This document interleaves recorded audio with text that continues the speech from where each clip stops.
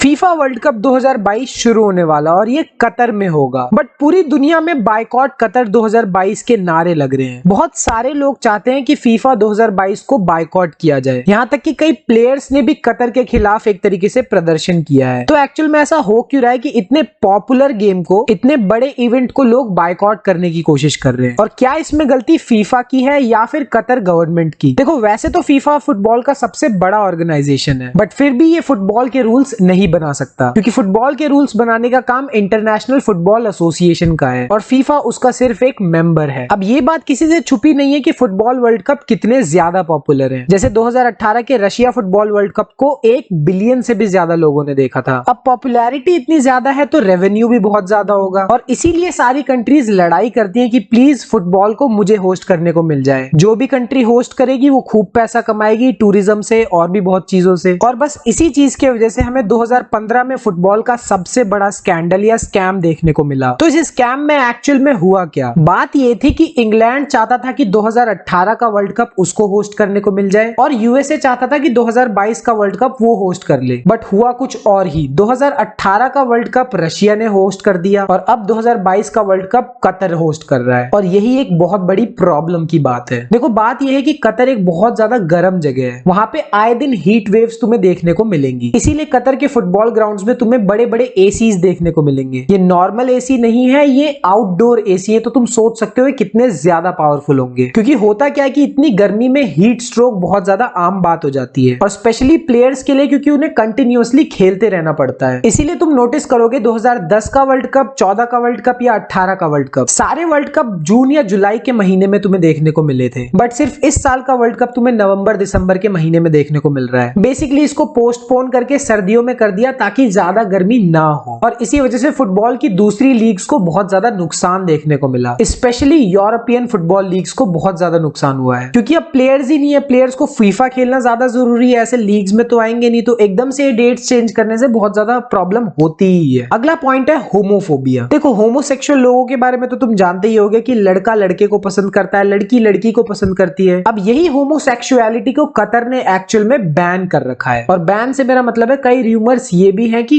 Homosexual लोगों को मार दिया जाता है। और यही है प्रोटेस्ट का अगला कारण, जहां पे लोग ये बोल रहे हैं कि होमोसेक्सुअल लोग तो जा ही नहीं सकते कतर में। बट फीफा के प्रेसिडेंट ने बोला नहीं, ऐसा नहीं है, सबको वेलकम किया जाएगा कतर में, आप चाहे कहीं से भी हो। कतर के शेख ने भी बोला कि किसी को भी डरने की जरूरत नहीं है, आप जहां से भी हो, जैसे भी हो, आप आराम से कतर आके गेम एंजॉय कर सकते हो। तो प्रॉब्लम कहां रही? प्रॉब्लम तो सॉर्ट हो गई, अब आराम से लोग जाएंगे, गेम देखेंगे। प्रॉब्लम आती है फीफा की हिपोक्रेसी में। पहले तो वो लोगों को सपोर्ट करता है, यानी होमोसेक्सुअल लोगों को सपोर्ट करता है जो कि फुटबॉल खेलते भी है, और इसके बाद होस्टिंग करने के लिए एक ऐसी कंट्री को दे दिया जहां पे पूरी तरीके से होमोसेक्सुअलिटी बैन है। ये पॉइंट भले ही तुम्हें छोटा लगे, बट ये फिर भी ये चीज दिखाता है कि कैसे करप्शन की वजह से, कुछ पैसों की वजह से फीफा की होस्टिंग कतर को मिल गई है। पर कहानी यहां खत्म नहीं होती। इंफ्रास्ट्रक्चर भी अपने आप में एक बहुत बड़ी प्रॉब्लम है। अब देखो, कतर एक ऐसी कंट्री है जिसको फुटबॉल का कोई भी एक्सपीरियंस नहीं है, यानी कतर ने आज तक कोई भी ऐसी होस्टिंग नहीं करी है। यानी कतर को सारे स्टेडियम्स बिल्कुल शुरू से बनाने पड़े, और स्टेडियम्स के साथ साथ होटल और एक्स्ट्रा चीजें भी बहुत ज्यादा मेहनत से बनानी पड़ी। इस वजह से 2022 के वर्ल्ड कप में 220